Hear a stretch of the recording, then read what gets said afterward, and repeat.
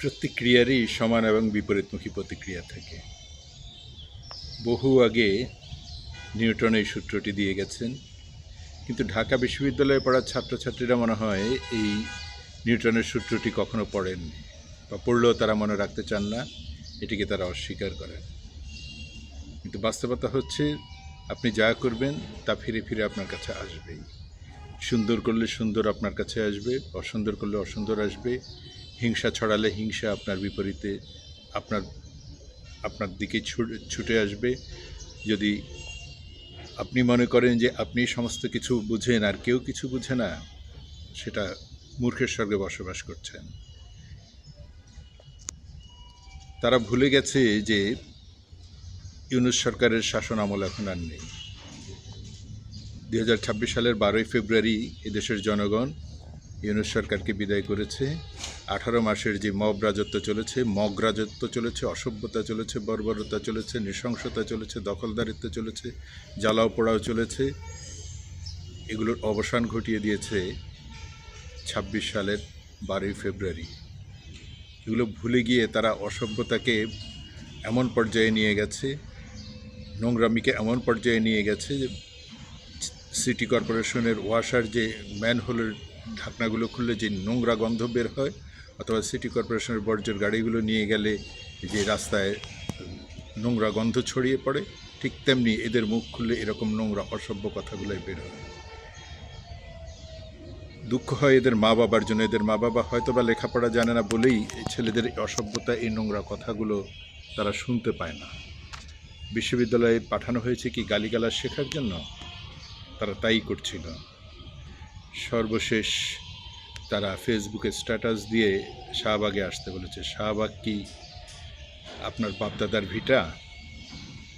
শাহবাগ কি কোনো একটি সংগঠনের আস্তানা? এখানে হাজার হাজার লক্ষ লক্ষ মানুষ আসে। ঢাকা বিশ্ববিদ্যালয়ে যেমন বাংলাদেশের বিভিন্ন প্রান্ত থেকে হাজার হাজার ছাত্রছাত্রী এসে শিক্ষা গ্রহণ করে, ঠিক তেমনি শাহবাগেও হাজার হাজার লক্ষ লক্ষ মানুষ প্রতিদিন তাদের কাজের জন্য ছুটাছুটি করে, এই রাস্তা অতিক্রম করে। সেখানে আসতে বলেছেন। এসেছে তো, শাহবাগে তো লোকজন এসেছে, আপনারা কোথায়? কি এক অসভ্যতা, কি এক বর্বরতা, কি এক মূর্খতা এদের মধ্যে। এদের মাথায় বোধ হয় ঘিলু বলতে এখন আর কোনো কিছু নেই। তারা মনে করেছে নীলক্ষেতের যেই ব্যালট দিয়ে তারা নির্বাচিত হয়েছে, এরকম করে বোধ হয় জাতীয় নির্বাচনেও তারা নির্বাচিত হয়ে সারা জীবন তারা এভাবেই থাকবে।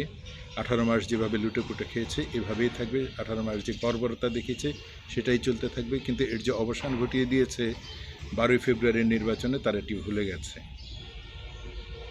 তারপরও বলবো,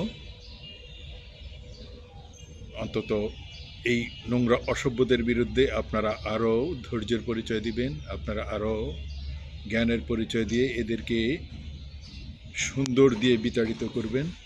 এদেরকে কোনোভাবেই এদের গায়ে হাত দিলে হাতও আপনাদের নোংরা হয়ে যাবে, কারণ এদের মুখ যেমন নোংরা, এদের শরীরটাও তেমন নোংরা, অপবিত্র। এই অপবিত্রগুলোকে প্রশ্রয় দিচ্ছে তাদেরই সিনিয়র রাজনৈতিক নেতৃবৃন্দ। আপনাদের মনে আছে নিশ্চয়ই 2024 সালে যখন আওয়ামী লীগ বিদায় নিয়েছে, 5ই জুলাই, 5ই আগস্ট,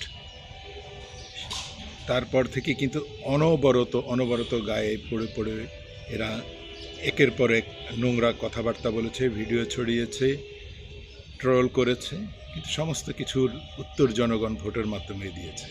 তারা এটা জানতো যে ভোট আসলে তাদের বাক্সতে যাবে না, তাই তারা নীলক্ষেতের নীল নকশা বাস্তবায়নের মধ্যে দিয়ে মনে করেছিল জাতীয় নির্বাচনও তারা এভাবে প্রভাবিত করবে।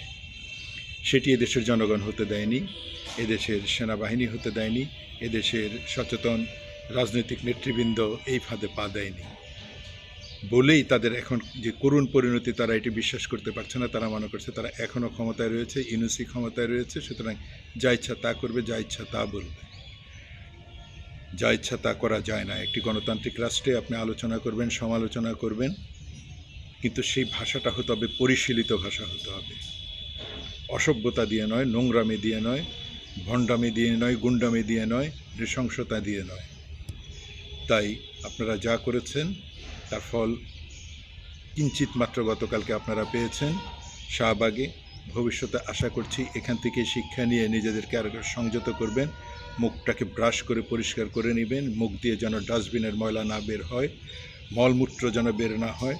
যদি ব্রাশ করার টাকা না থাকে, এই জনগণ আপনাদেরকে ব্রাশ কেনার টাকা দিবে, টুথপেস্ট কেনার টাকা দিবে, সেগুলো দিয়ে দাঁত ব্রাশ করবেন প্রতিদিন অন্তত 2 বার। আর আপনাদের যে নেতা তুই তোকারি করে কথা বলে, সেই নেতার কাছ থেকে আপনারা ভালো কিছু শিখবেন না, এটা আমাদের জানা হয়ে গেছে। তাই জনগণই দায়িত্ব নেবে আপনাদেরকে জানানোর, বোঝানোর। যদি সীমা লঙ্ঘন করে ফেলেন, এভাবেই হয়তো আপনাদের আরও প্রতিরোধের মুখে পড়তে হবে। তবে দেশের একজন সাধারণ নাগরিক হিসেবে এইটুকু বলবো, কোনোভাবেই আইনকে অমান্য করে নয়, আইনকে লঙ্ঘন করে নয়, এদেরকে শিক্ষা দেওয়ার জন্য আইনের কাছেই আপনারা হস্তান্তর করুন। আইনই এদেরকে শিক্ষা দিক, আইনই এদেরকে বাধ্য করুক এদের এই ময়লা আবর্জনা থেকে পরিষ্কার হওয়ার জন্য। সার্ফ এক্সেল দিয়ে পরিষ্কার করতে হবে, কালা সাবান দিয়ে এদেরকে পরিষ্কার করতে হবে, না হলে এদের এই দুর্গন্ধে পুরো দেশ দূষিত হয়ে যাবে, কলুষিত হয়ে যাবে, অন্ধকার করে ফেলবে এরা শিক্ষাঙ্গন। এরা শিক্ষার তো নয়, কুশিক্ষায় শিক্ষিত হচ্ছে, কারণ এদের নেতৃবৃন্দ এদেরকে ওই তুই তোকারি করাই শেখাচ্ছে, গালিগালাজ করাই শেখাচ্ছে। শাহবাগ কারো বাপের সম্পদ নয়, পল্টনও কারো বাপের সম্পদ নয়। এদেশের জনগণ যখন যাকে যেখানে দেখতে চাইবে সেই সেখানে স্থান পাবে, আর যাকে একবার আস্থা করে নিক্ষেপ করবে সে সেখান থেকে ফিরে আসার আর কোনো সুযোগ পাবে না। এটি বহুবার প্রমাণিত হয়েছে। এরশাদের ফিরে আসার আর কোনো সুযোগ হয়নি। আওয়ামী লীগও এভাবে আর ফিরে আসতে পারবে না। ফিরে আসার সেই পথ তারা নিজেরাই রুদ্র করে দিয়েছে। দেশ ছেড়ে যারা পালিয়ে যায় তারা আর দেশে স্থান পায় না, দেশের জনগণ তাদেরকে সেভাবে আর গ্রহণ করে না, এটি ইতিহাসই নির্ণয় করে দেয়। তবে আপনারা যারা দেশে আছেন তারা মনে করবেন না যে দেশটা আপনাদেরই। সুতরাং আপনারাও এমনভাবে নিজেদেরকে সংযত রাখুন, এমন আচরণ করুন যেন দেশ থেকে আপনাদেরকে পালাতে না হয়। অমুককে তমুককে খালি গালি দিলেই আপনি বড় নেতা হয়ে গেলেন, সেটা নয়। ধৈর্য ধরুন, ধৈর্য ধরে অপেক্ষা করুন, জনগণের কাছে যান, আপনাদের ভুলভ্রান্তিগুলো ক্ষমা করে জনগণ যদি আপনাদেরকে সুযোগ দেয়, আপনারা হয়তো কোনো একদিন রাষ্ট্র ক্ষমতায় আসতেও পারেন। তারেক রহমান 17 বছর নির্বাসিত জীবনে থেকেছে, কিন্তু কাউকে তো অসভ্য কথায় কটাক্ষ করে কথা বলেনি, গালাগাল দিয়ে কথা বলেনি, বরং ওনাকে নিয়ে যারা ব্যঙ্গ কার্টুন নির্মাণ করেছে সেই ব্যঙ্গ কার্টুন উনি ওনার ফেসবুকে শেয়ার করেছেন এবং তাকে শুভেচ্ছা জানিয়েছেন যে এই কাজগুলো আপনি করে যাবেন সবসময়। তাকে তো ধমক দেয়নি, তাকে তো জেলখানায় পুরে দেয়নি। তাহলে আপনারা কেন যাকে তাকে যখন তখন নির্মূল করার কথা বলছেন? কিভাবে নির্মূল করবেন? নির্মূল করতে করতে তো একসময় আপনারা নিজেরাই নির্মূল হয়ে যাবেন। সুতরাং মোসাদ্দেক বা জুবায়ের নয়, আপনাদের আরও যারা পেছনের গডফাদার রয়েছে তাদেরও সতর্ক হতে হবে, আপনাদেরকে নোংরা আবর্জনা থেকে মুক্ত করে শুদ্ধ রাজনৈতিক গণতান্ত্রিক চর্চার মধ্যে নিয়ে আসার জন্য।